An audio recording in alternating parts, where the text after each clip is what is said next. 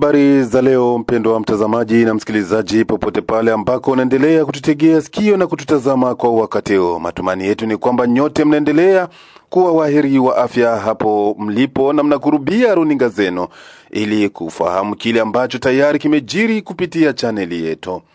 Mtazamaji na msikilizaji, mara tena tunakaribisha katika siku ya leo kufuata habari zetu.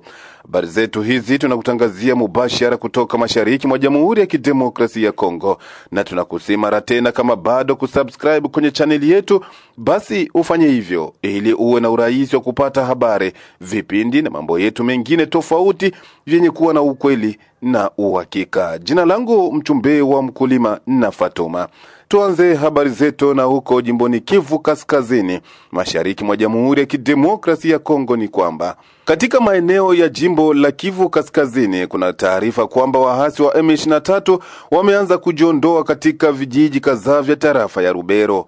Vijiji vinavyotajwa ni pamoja na Munyakondomi, Ivatama, Ilumbula, Luseke, Kipese, Katondi, Kichombiro, Linyasenge, Bukununu, Musenda pamoja na Musiga.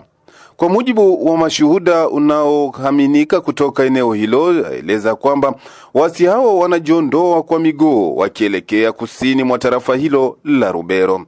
Hatua hiyo ilianza tangu tariki 24 mwezi huu mwaka wa 2026 na inaelezwa kuwa ni sehemu ya juhudi za kupunguza mvutano mashariki mwa Jamhuri ya Kidemokrasia ya Kongo. Vyanzo vilivyo karibu na waasi hao zaeleza kwamba hatua hiyo yaeleza kuwa uamuzi huo unatokana na hatua za kujenga amani kufuatia mazungumzo ya hivi karibuni kati ya serikali ya Kinshasa na ile ya Kigali.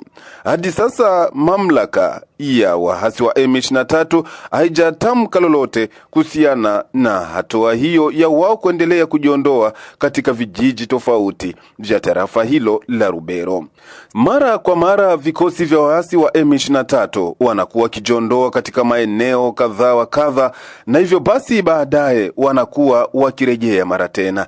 Na sasa hivi imekuwa tayari kwenye maeneo hayo ya tarafa ya Rubero, mkoa wa Kivu ya Kaskazini, ambako mara tena wameanza kuondoka katika eneo hilo, huko habari hizo zikizidi kuonesha ya kwamba huenda ni kutokana na makubaliano yaliyofanyika huko Washington tariki 17 na tariki 18 mwezi huu 2026.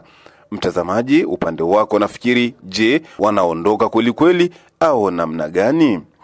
Tuangazie pia habari zetu na habari zingine hizi zisemazo ya kwamba Benki ya Maendeleo ya Afrika imeahidi kutoa msaada wa dola za Kimarekani bilioni 80 kwa ajili ya kuwezesha harakati za sensa zinazoandaliwa kufanyika nchini Jamhuri ya Kidemokrasia ya Kongo.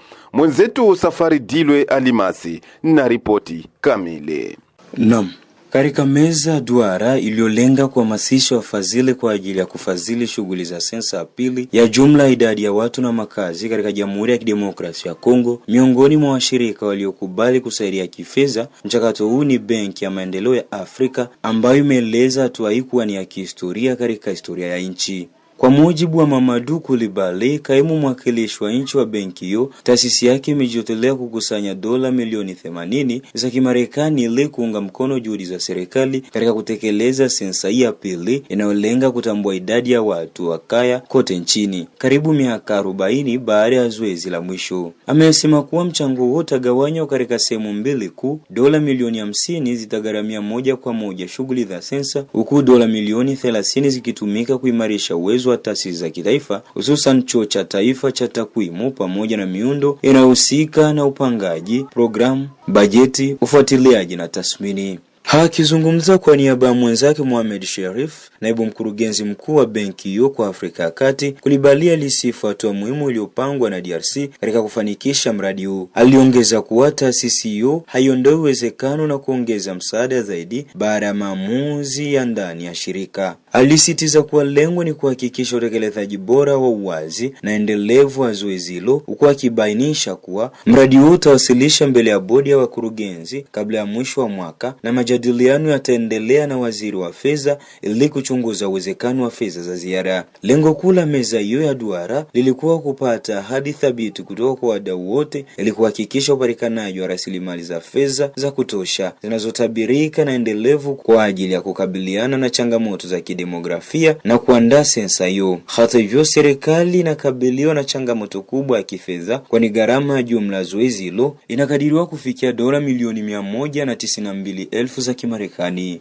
Ili kuziba pengo la fedha, serikali inapanga kutumia mfumo wa basket fund ambao utaruhusu rasilimali zote kutekelezwa katika mfuko mmoja maalum kwa ajili ya kufadhili shughuli za sensa hiyo, ikiwa imebaki chini ya miaka 5 kufikia mwaka 30, ikiwa imebaki chini ya miaka 5 kufikia mwaka 2030 wa kutimiza malengo ya maendeleo endelevu ODD. Serikali inaona ni muhimu kuweka sera sahihi na kupunguza hali ya udhaifu miongoni mwa wananchi. Hata hivyo, hili linahitaji uelewa sahihi wa idadi ya watu pamoja na uwekezaji zaidi katika ukusanyaji wa uchambuzi wa takwimu. Ndivyo maana kuna umuhimu wa haraka za kuendesha sensa hii ya pili, miaka 42 baada ya ile ya mwisho iliyofanyika mwaka 1984. Kufanyika kwa sensa kamili na sahihi kuna nyima nchi takwimu muhimu kwa maendeleo ya kijamii na kiuchumi pamoja na kupunguza ukosefu wa usawa. Takwimu za sensa pia ndizo zinazohakikisha kuwa hakuna mtu anayebaki nyuma na ni muhimu katika upangaji na ufuatiliaji wa sera za umma. Hivyo Jamhuri ya Kidemokrasia ya Kongo inaonyesha hamu kubwa hatimaye ya kufanya sensa ya jumla ya idadi ya watu zaidi ya miaka 40 tangu ile ya mwaka 1984. Aidha, hili lilikuwa moja ya ahadi za kampeni za uchaguzi za Felix Antoine Tshisekedi ambaye ni rais wa sasa wa DRC.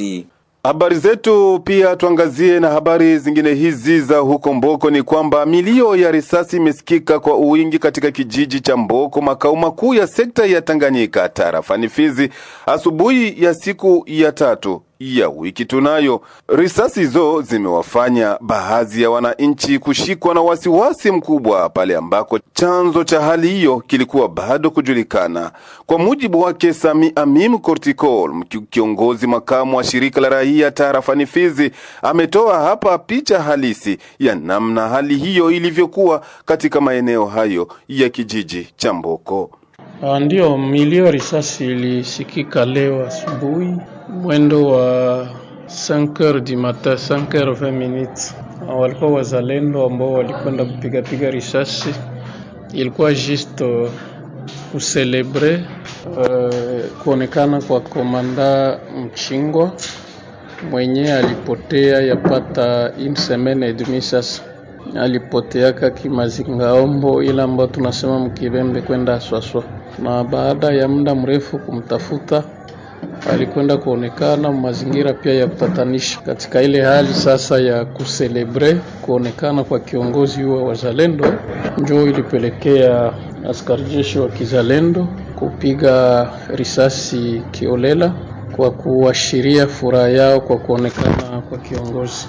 Hali hiyo haikuperturbe maaktivite, hapana, sababu watu tu walikuwa bado angali vitandani na wakaisia kwamba sio masasi ya vita.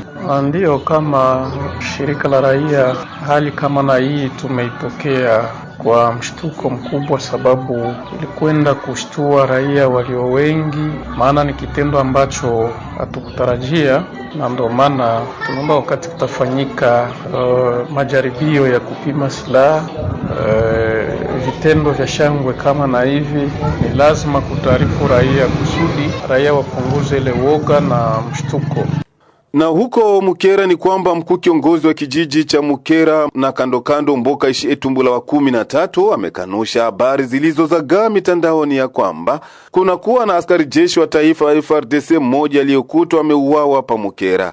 Huyu ametoa tahadhari kwa watu wa nia mbaya wanaoendelea kutawanya habari za uongo kutoka eneo hilo. Katika mahojiano yake na chaneli yako juu ya kupenda kupata mwangaza kuhusu habari hiyo, namba 1 huyo wa kijiji cha Mukera ameonyesha kuwa hakuna kitendo chochote cha mauaji kilichoripotiwa katika eneo lake. Hata hivyo, amekemea kwa hali ya juu watu wanaotawanya habari za uongo na ambazo huenda zikaleta marumbano katika maeneo hayo. Habari kama na hizo ni habari za mitandaoni, sababu baada ya kupata ripoti kama na hiyo ilibidi leo tuende na maskari jeshi eneo inayosemekana imekutwa maiti ya hiyo askari. Tumetafuta hadi tumepigwa na mvua, hatukuona chochote. Yaani kifupi ni habari ya Mungu, hatukuona chochote. Mbona imezagaa sana kwa mitandao kiongozi? Watu wanaosambaza hiyo habari mitandaoni watambue kama serikali ipo na tangaza habari ambazo hawana uthibitisho nayo ni vibaya, sababu wakati serikali kifuatilia ile watu wanapeperusha habari sio kuwa na labda inaweza kawarudia, watu wanaweza anza kifua ili waripotie habari kama na hayo. Kifupi ni habari za uongo.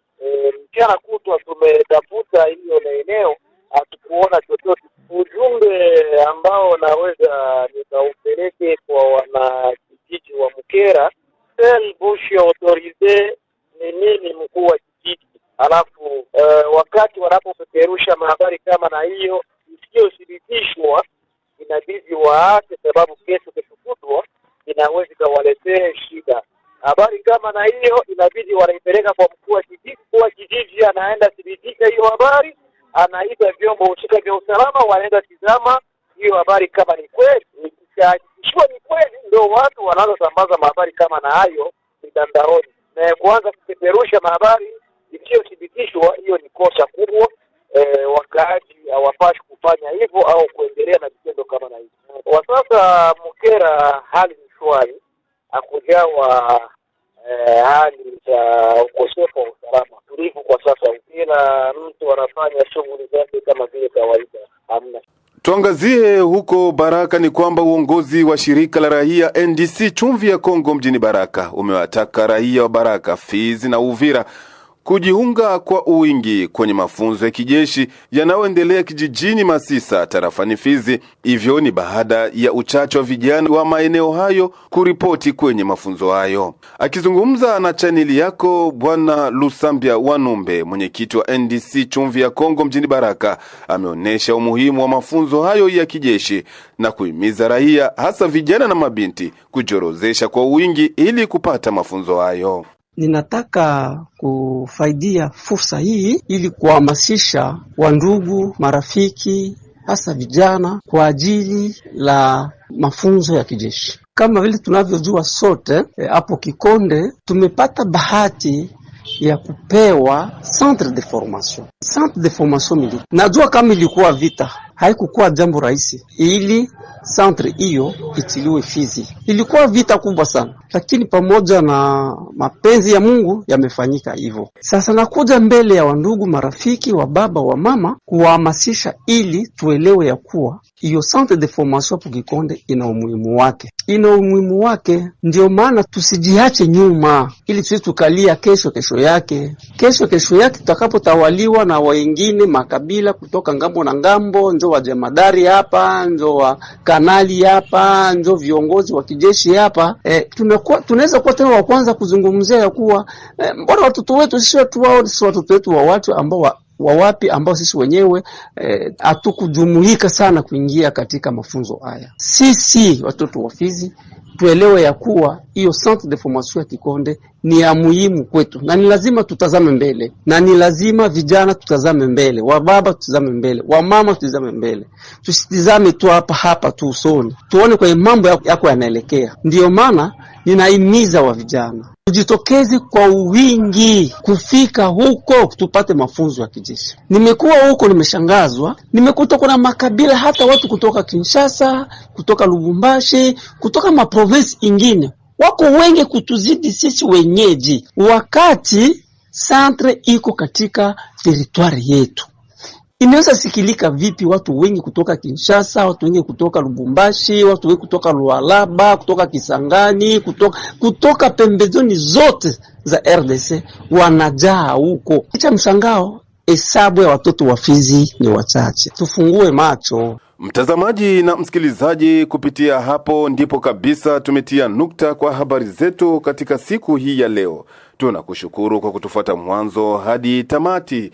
Tunakusihi mara tena usikose kulike, kucomment na kusambazia wengine habari hizi.